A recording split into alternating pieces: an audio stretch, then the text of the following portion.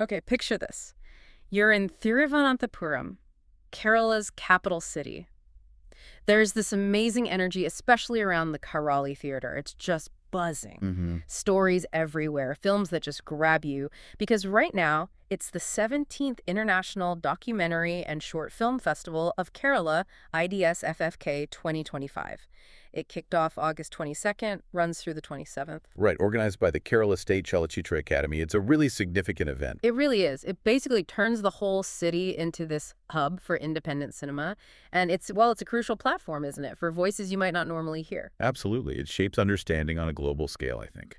So our mission today is to really dive deep into what makes this festival tick, how it champions creativity, sparks these important conversations. It kind of gives you a shortcut to understanding what's happening right now in nonfiction and short film. Exactly. Okay. Let's unpack this. There's so much more to a film festival than just watching movies. Definitely. It's a deliberate curation, Yeah. a choice of perspectives. Yeah. Like you said, the tone was set right from the very beginning. It really was. August 22nd, the inauguration, Cultural Affairs Minister Saji Cherian was there. But boom, the opening film. From ground zero. And this wasn't just one director. It was a collective 22 Palestinian filmmakers. An incredibly direct, multifaceted look at stories coming out of the Gaza genocide. Unflinching is the word. Totally. The feeling in the theater, it was intense. I think everyone felt that. What's fascinating here is how that choice from ground zero, by having 22 filmmakers involved, it immediately shifts things. It's not just passive viewing. Right. You're getting this immediate, varied encounter with lived experience. Yeah. It pushes back against those single, maybe oversimplified narratives you often get in, mainstream news. Mm-hmm. So the festival, by picking this film to open, they aren't necessarily taking a political side, but they're saying cinema has this huge power, this duty maybe, to offer a platform centered on the human story. Bringing that raw emotion right to the audience. Exactly. The resilience, the struggle. Yeah. It forces engagement with realities that often feel distant or sanitized. It signals that IDSFFK is about cinema as a tool for, urgent dialogue and building empathy. That human connection, you really feel it. And it's not just about the now, is it? The festival also seems to be drawing these really strong lines to cinema history. Yeah, bridging the past and present. Right. Here's where it gets really interesting. We're also seeing a powerful connection to cinema's past. There's this special tribute to Ritwik Ghatak for his birth centenary. A towering figure, absolutely huge influence. And they're showing two of his lesser-known shorts. There flows Padma, the Mother River from '71, and another called Fear. It's a pretty rare opportunity to see that side of his work, those maybe more experimental pieces. And this tribute, it's more than just looking back fondly, isn't it? It's about understanding how Ghatak's style, his poetic realism, that fearless way he mixed myth with social critique, especially around displacement identity. That's almost like a foundational toolkit for filmmakers today. A methodology. Exactly. Those short films, they're like mini masterclasses in weaving the deeply personal with these big universal political truths. And always with that lyrical, intense style he had. So it's inspiring for filmmakers now. Massively. If we connect this to the bigger picture, this tribute isn't just nostalgia, it's a living bridge. It shows how great cinema just transcends time. It gives today's filmmakers tools for reflection, maybe even for resistance. It shows how that artistic vision stays potent.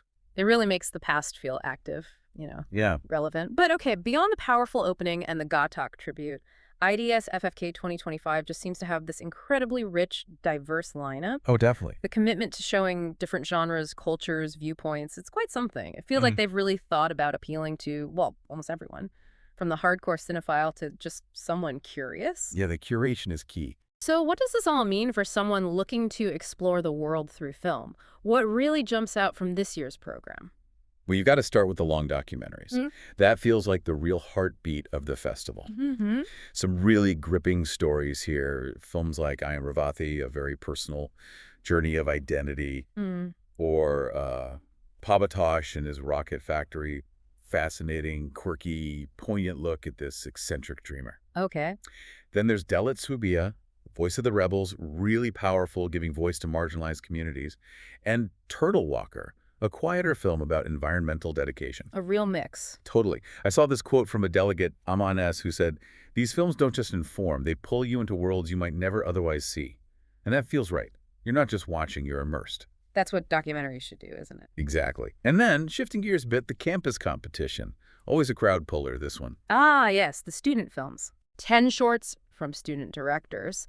And this is where you see the really fresh ideas, the bold experiments. Maybe it's in the structure or the sound or just the visual style. It's raw energy. Yeah, you get that authenticity. Less constrained, maybe. I think so. Authentic voices, definitely not tied down by commercial pressures. It's like a sneak peek into where filmmaking might be headed. Really exciting. It offers a lot of hope for the future of the medium. For sure. And then there's the Festival Winners package. This brings in films that have already made waves internationally, stuff like First Summer and I'm Glad You're Dead Now. Heard a lot of buzz about those. Right, bringing acclaimed work to the local audience. Yeah. And another festival goer, Prajwala Sundar, she apparently said, the categories this year feel so well curated. They're poignant and thought-provoking, but also engaging enough to keep you hooked. Which sounds like a good balance. That's the sweet spot, isn't it? Thought-provoking, but accessible. Totally. Plus, you've got the Annecy anime package, always interesting, often playful, but deep too. And a documentary called The Room of Our Own about FTII students, which gives you that behind-the-scenes glimpse into the filmmaking dream. It's just a really well-rounded selection. It really sounds like it. And that careful curation, bringing together all that diversity, the personal stories, the political ones, the student work, the international winners, it somehow connects with these universal themes, right? Hope, struggle, resilience, things anyone can tap into. Yeah, regardless of your background. Which raises an important question. How does curating such a broad spectrum of films both honor cinematic traditions, like with Ghatak, and also boldly embrace these new voices? How does it manage that balance? Well, I think it creates this dynamic interplay. You have the deep respect for history, for Ghatak, grounding everything in the enduring power of classic storytelling. But then, bang, you have the campus competition, the festival winners, showing this eagerness to champion what's new, what's innovative. So it's not just variety for variety's sake. Exactly. It's showing cinema evolving, how the masters inspire the new generation, who then build on it. It keeps the whole art form feeling alive, relevant, and frankly, endlessly fascinating for audiences everywhere. That evolution, that interplay, feels absolutely central. And, you know, what's really striking is that IDSFFK goes way beyond just sitting in a dark room watching films. Oh yeah, it's much more than screenings. It's this whole immersive experience. You've got discussions happening, these really cool, intimate meet the directors sessions. Absolutely. And these insightful masterclasses running throughout the festival week. It just broadens everything out. What's fascinating here is how the festival acts as a living classroom. It's like a direct investment in cinema's future. You know, nurturing talent, sharing expertise. Yeah, you feel that commitment. These other events, they create this space for actual meaningful exchange. They kind of demystify the whole filmmaking process. Makes it less intimidating. Absolutely. Those meet the director sessions, they're so effective because they just break down that wall between the person who made the film and the person watching it. You hear about the choices, the struggles, the why behind it all. It makes the art form feel much more approachable. You get the story behind the story. Exactly. Too. And then the master classes, led by people who really know their stuff, industry experts. Yeah. They offer practical insights into the craft. Could be about documentary storytelling or specific editing tricks or maybe innovative sound design. So real skills. Real practical stuff. It empowers the aspiring filmmakers, gives them tools, but it also gives everyone else, all attendees, this amazing window into the sheer skill and, honestly, the passion that goes into making a film. You definitely feel that passion, that sense of community everywhere at the festival. And for me, what really makes IDSFFK 2025 stand out is just how welcoming it is. Its broad appeal, its inclusive spirit. The vibe is important. Totally. The atmosphere at Kairali, it's intimate but open. You see students taking notes. You see industry professionals chatting. You see families just enjoying the experience together. It's a real mix. That's great to hear. And the films themselves, while critically interesting, also feel chosen for their ability to connect emotionally, for their narrative clarity. So even if you're new to docs or shorts, you can get drawn in. It really feels like a festival designed for everyone. And if we connect this to the bigger picture, festivals like this are just so vital, aren't they? They showcase Kerala's real commitment to art and culture. But more than that, crucially, they're nurturing that next generation of storytellers. Yeah, that feels key. It serves this really profound purpose, beyond just entertainment. In a world often dominated by blockbusters or, endless streaming options, This is a space where stories that might otherwise get lost can find a home. Stories that challenge you. Exactly. Stories that challenge assumptions, that amplify voices from the margins, that celebrate human resilience in all its forms. Films that make you think, make you talk. And inspire. Definitely inspire. By giving that platform to students, by hosting those masterclasses and talks we mentioned, IDSFFK is actively investing in the future of Indian cinema. It's like this engine, constantly fueling new talent and ensuring we keep getting these powerful stories for years to come. It's been quite a journey exploring IDSFFK 2025 today.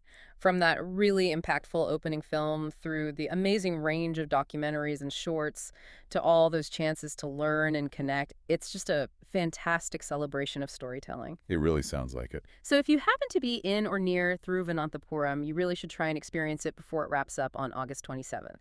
Tickets are pretty accessible, and you can find all the schedules and details online. Check the festival website or the Kerala State Chalachitra Academy's social media. Definitely worth checking out. It's a chance to just dive into stories that will stick with you, that will entertain you, challenge you, maybe even inspire you long after you leave the theater. And maybe as a final thought for you to ponder, as you think about all these different stories we've touched on, the raw, collective voice from Ghatak's timeless vision, the fresh perspectives from students, ask yourself this.